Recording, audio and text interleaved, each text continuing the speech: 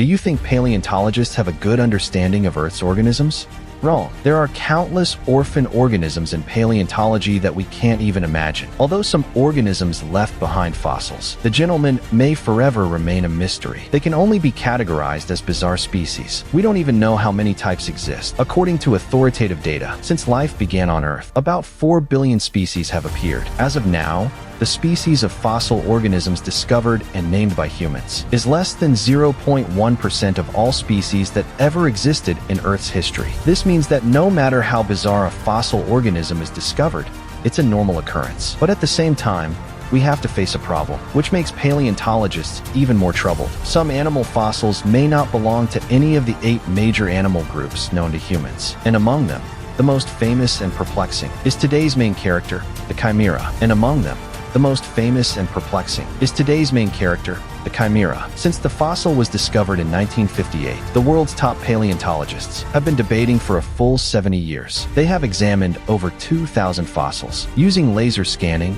synchrotron radiation, 3D modeling, and all sorts of cutting-edge technology for research. Yet even now, the debate about what exactly the chimera is continues. For a full 70 years, paleontologists have been unable to find its ancestors or any closely related species. It's as if it dropped down to Earth from another planet. No connections in the past, no leads in the future. Even more astonishing is, the chimera fossils discovered so far are remarkably well preserved. Even the length of neuromuscular pigments and even cellular structures are perfectly preserved. This is a miracle in the world of fossils, because 99.9% of soft tissues decay. The odds of preservation over 300 million years are lower than winning the lottery. But under such circumstances with a famous brand, paleontologists still couldn't figure it out. The story begins in 1958 in Illinois, USA. A fossil hunter named Francis Tully found a relatively complete biological fossil in an abandoned mine. Francis Tully had been digging up fossils for half his life, and he knew a lot about paleontology, but he had never seen anything like this because it looked so bizarre. He quickly sent the drawings to the Field Museum in Chicago. When the experts saw it, they were also baffled. They had no idea what it was. With a long, slender body, an extremely long nose, tipped with a small claw, and a bar sticking out from the top of its head, with structures resembling eyes on both ends. It looked nothing like a fish. Looked nothing like a fish. It doesn't look like a shrimp. It doesn't look like a squid. It doesn't look like a bug either. It's completely unlike anything. After several years of research, there was no progress because it was discovered by Francis Tully. In 1966, the scientific community simply named it the Tully monster. They even thought it was a fossil of the Tully monster. It has only been found in the Mason Creek Formation in Illinois, nowhere else in the world. In 1989, it was officially designated as Illinois' state fossil, becoming a local icon. Currently, regarding the Tully monster, there is not much data that is widely accepted. Among them, its age, size, and living habits are basically undisputed. The Tully monster lived between 309 and 307 million years ago, during the late Carboniferous period. At that time, the Earth was still in the age of the great forests. Insects on land were enormous. Amphibians had just made their way onto land. The oceans were dominated by soft-bodied animals. It was the realm of corals, and the Tully monster lived in those times, in the tropical shallow seas and delta regions. Based on fossil calculations, the Tully monster's body length generally ranged from about 8 to 20 centimeters. The largest individuals did not exceed 35 centimeters, which is about the length of a pencil. It's roughly the size of today's little mudskippers, or small gobies. Don't be fooled by its small size. In the shallow seas 300 million years ago, it was one of the top predators. Fossils show that it specialized in feeding on small, soft-bodied animals, such as worms and small fish, making it a little tyrant at the top of the food chain. Even more amazing is the body of the Tully monster. It can be called a mashup genius in the history of purification. Each part, when taken apart, seems borrowed from other creatures. They can fit together, yet are completely mismatched. The Tully monster has a long, extendable structure that is 1/3 its body length. It resembles a soft tube and also looks like the antennae of a lobster. At the end is a claw-like moistener divided into 2 or 3 halves. Inside, there are 8 sharp little teeth. Normally, it can retract the long structure. When it detects prey, it can shoot out instantly. Like a spring, it tightly clamps down on its prey. Then it uses its teeth to shred it, or it directly sucks out the bodily fluids. The most astonishing part is its eyes. This is also its most bizarre feature. The eyes do not grow on its head. Instead, they are located on a horizontal, hard, long stalk that runs through its body. This stalk extends straight out to the sides like the wings of an airplane. It stretches out directly to the sides of the body. Each one has an eye, and the eyes can move independently. They can look forward and backward, simultaneously monitoring two directions. This is extremely rare among Earth's creatures. The artist shows that its eye structure is very complex. It contains melanosomes, which can form clear vision. This structure gives it a 360-degree panoramic view. It can see in all directions. There are no blind spots. Its field of vision is even wider than that of the current chameleon. Its body is streamlined and hammer-shaped, like a small mackerel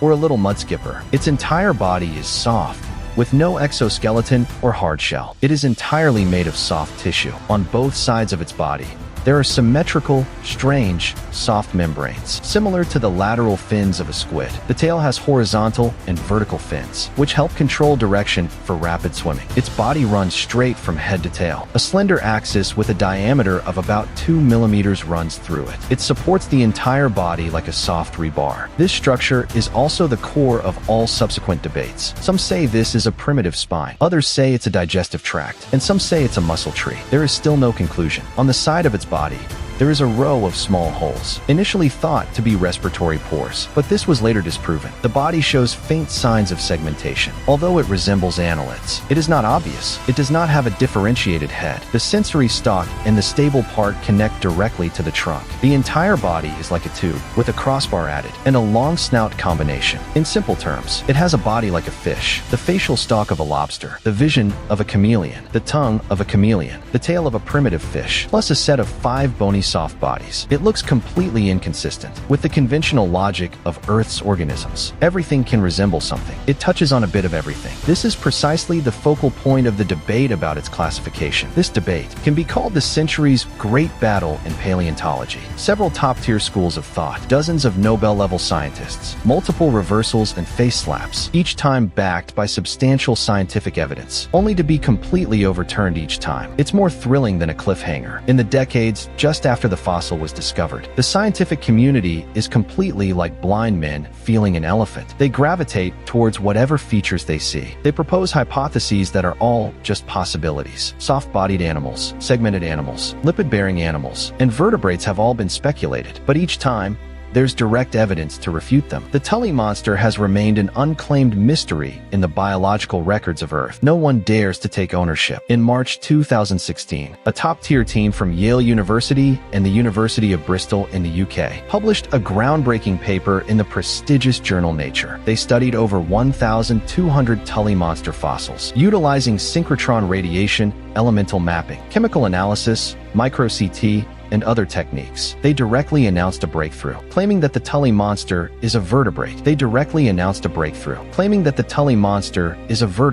the ancient ancestor of modern lampreys. This paper instantly shook the entire scientific community. Referred to as the century's mystery solved, the paper points out that the central structure running through the Tully monster's body is not a digestive tract or muscle rods, but a primitive vertebral column. This is the most primitive vertebra of vertebrates. Both lampreys and hagfish have it. It's used to support the body. It completely matches the characteristics of agnathans. At the same time, the small holes on the side of the Tully monster's body are not folds, but gill slits. These are the respiratory organs of vertebrates. Previous research results were completely wrong. Under high-precision scanning, it was confirmed to be gill structures. The most critical evidence in this paper is the structure of the eyes. The team discovered through high-precision scanning that the melanosomes in the Tully monster's salt cells have two shapes, elongated and round. The team discovered through high-precision scanning that the melanosomes in the Tully monster's salt cells have two shapes, elongated and round. Currently recognized by the scientific community is that only the eyes of vertebrates contain two shapes of melanosomes, while 5 vertebrates only have one, along with the tail fin and streamlined body, as well as predatory habits. The team's final conclusion is that the Tully monster is an ancient,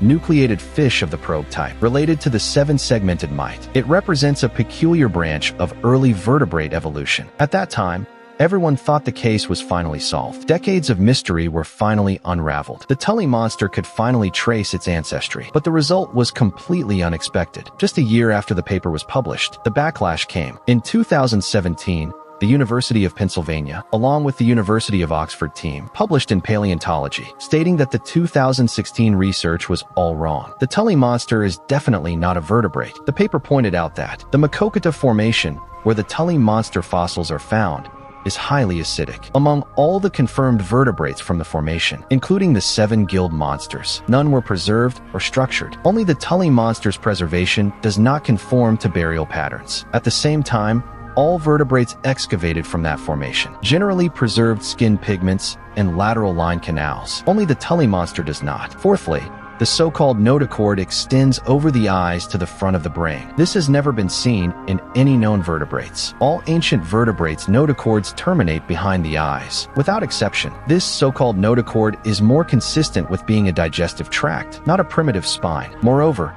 all aquatic vertebrates must have an auditory vesicle, which has never been seen in any of the Tully monster illustrations. The most critical evidence is that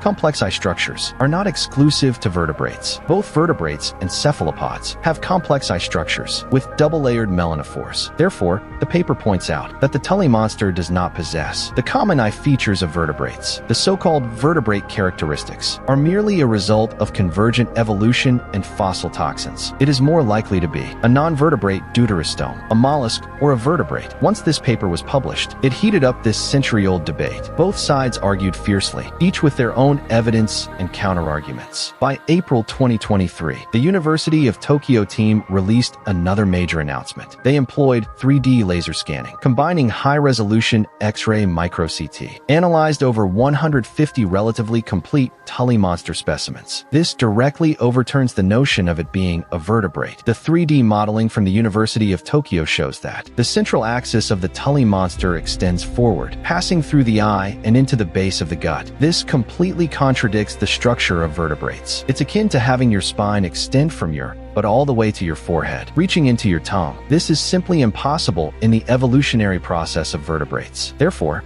that thing is definitely not a vertebrate. It's highly likely to be a muscular structure or part of the digestive tract. At the same time, under high-precision scanning, they also confirmed that the previously identified openings were merely signs of soft tissue decay and wrinkles formed by compression, not organs. The Tully monster has absolutely no siphon, nor any siphon-like structure, nor any plug-like structure. Previous findings were illusions caused by fossil preservation, and the Tully monster's teeth are not vertebrate teeth, but are specialized skin structures called denticles, similar to those found in insect mouthparts and the radula of mollusks, completely different from the teeth of vertebrates. At the same time, the Tully monster's head also shows clear body segment extensions, extending from the trunk all the way to the tail. The heads of all vertebrates absolutely do not segment. This is a characteristic exclusive to vertebrates. Most importantly, the Tully monster has no signature organs of vertebrates, no brain case, no auditory sacs, no vertebrate mechanics, no fins, no mechanics of vertebrates,